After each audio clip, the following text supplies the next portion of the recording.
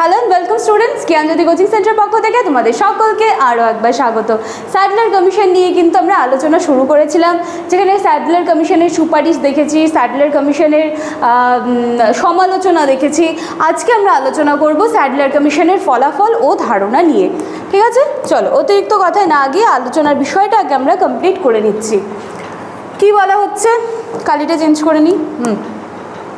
Sadler commission British ভারতের শিক্ষাক্ষেত্রে কিন্তু একটা গুরুত্বপূর্ণ কি বলবো যে খুব গুরুত্বপূর্ণ একটা রোল প্লে করেছিল।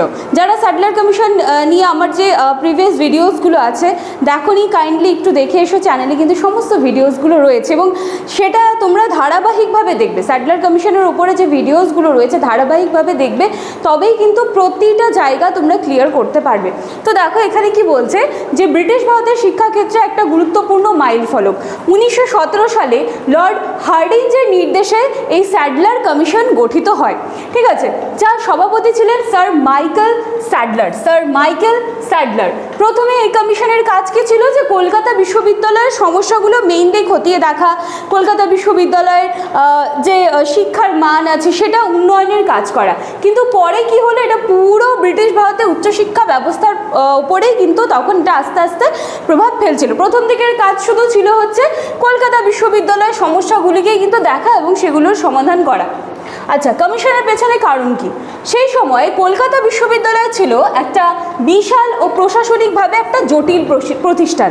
শিক্ষা ব্যবস্থার মান ক্রমে হ্রাস পাচ্ছিল, পাশের হার খুব কমে যাচ্ছিল এবং পাঠ্যক্রম যেটা ছিল সেই পাঠ্যক্রমের কোয়ালিটিও কিন্তু মানসম্মত ছিল না। ঠিক আছে, তো দেখো এবং কি বলা হচ্ছে পাঠ্যক্রম অধিকতর কী ছিল, মুখস্থের উপরেই ডিপেন্ড করা ছিল। তো এই প্রেক্ষাপটে দাঁড়িয়ে শিক্ষার মান উন্নয়নের জন্য কমিশনের প্রয়োজন মনে হলো যে এই যে শিক্ষার যে অবনতিগুলো হচ্ছে সেইটার কিন্তু মান উন্নয়ন করতে হবে। ঠিক আছে, আচ্ছা চলো এবারে বলা আছে গুরুত্বপূর্ণ সুপারিশগুলো কী কী। বিশ্ববিদ্যালয় কলেজের কাজ পৃথক করা। স্যাডলার কমিশন প্রস্তাব করে যে বিশ্ববিদ্যালয় শুধুমাত্র স্নাতকোত্তর ও গবেষণা কার্যক্রম পরিচালনা করবে, আর কলেজগুলো স্নাতক স্তরের যে শিক্ষাটা রয়েছে সেই শিক্ষাটা দেবে তথা সেই শিক্ষা দেখরেখ করবে।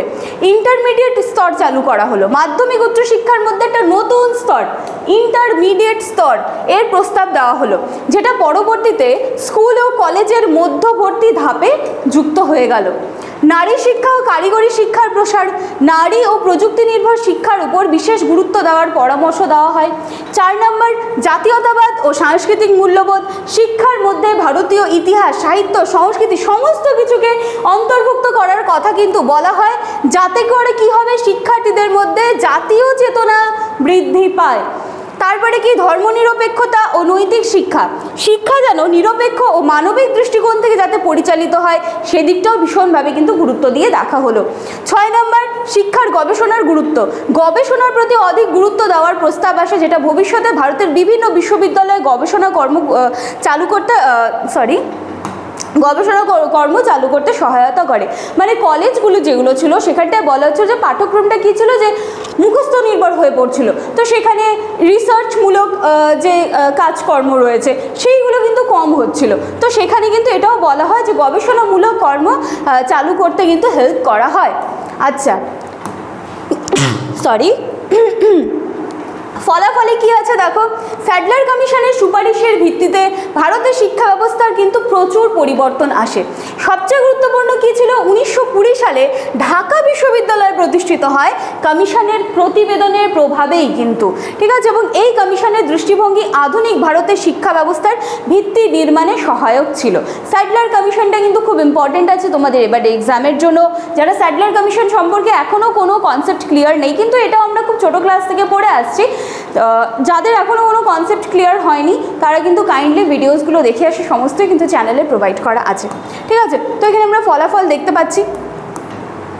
তো এই ছিল স্যাডলার কমিশনের ধারণা, ফলাফল, কমিশনের পেছনে যে কারণটা ছিল, কি কারণে এই কমিশন আত্মপ্রকাশ করলো বা এই কমিশনের কাজগুলি ছিল কি ছিল, সমস্তটা কিন্তু আমি আলোচনা করে দিলাম। ঠিক আছে, তো চলো একদম লাস্ট স্লাইডে চলে এসেছি। পুরো ভিডিওতে আমাদের সাথে জুড়ে থাকার জন্য থ্যাংক ইউ। এখানে তোমরা দুটো কন্ট্যাক্ট নাম্বার দেখতে পাচ্ছ। নাম্বার দুটি হলো আমাদের জ্ঞানজ্যোতি কোচিং সেন্টারের অফিসিয়াল হেল্পলাইন নাম্বার। যে কোনো একটি নাম্বারে কল করে তোমরা সরাসরি কিন্তু আমাদের সাথে যোগাযোগ করে নিতে পারো। অ্যাডমিশন প্রসেস অনেক দিন আগের থেকে শুরু হয়ে গিয়েছে, চলছে, এক্সাম কিন্তু তোমাদের সামনে চলে এসেছে। এই মুহূর্তে দাঁড়িয়েও যদি তোমরা আমাদের সাথে যোগাযোগ করতে চাইছো, তার জন্য তোমাদের সকলকে আরও একবার ওয়েলকাম। দেখা হচ্ছে নেক্সট দিনের ক্লাসে। Thank you.